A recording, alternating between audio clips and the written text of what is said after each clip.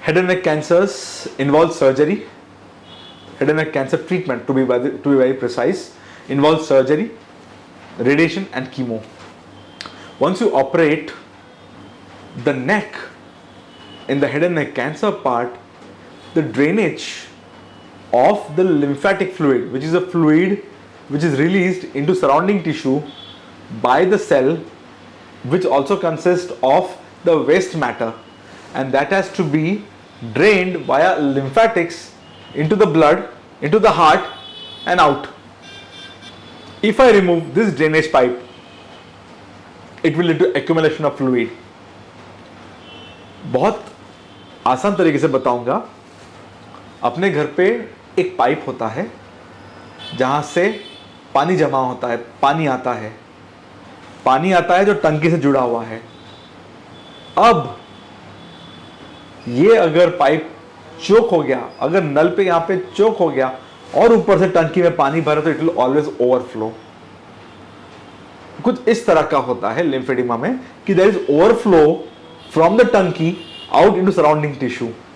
और for that matter, अगर हम बैठे हैं अपनी रोज की दिनचर्या निपटाने, पैखाने में जाते हैं, अगर वो पैखाने का पाइप ही ब्लॉक है तो सब गंदगी ऊपर आ जाती है. इस तरह से कुछ होता है कि अगर ये पाइप, ड्रेनेज पाइप जो हेड एंड नेक का है, अगर वो ब्लॉक हो गया तो it leads to lymphoedema. Now this lymphoedema can be external और it could be internal lymphoedema. External lymphoedema कैसे दिखता है? जो बाहर से है, जो सूजन आ जाती है पूरे फेस पे, पूरे नेक पे सूजन आ जाती है और आंखें के आसपास भी सूजन आती है, पेशेंट को काफी बार दिखना बंद हो जाता है. ये एक चीज हो सकती है.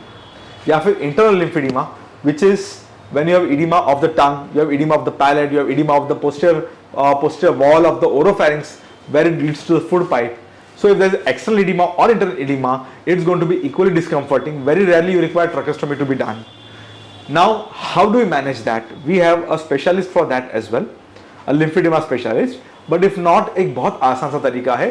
We do what is called as a congestive decompression therapy, which is nothing but CDT, which consists of massaging the head and neck area, directing the fluid behind the ears, from ears into the behind the neck, and from neck back into the axilla, into the बगल में जाता है, वहां से it goes to the blood.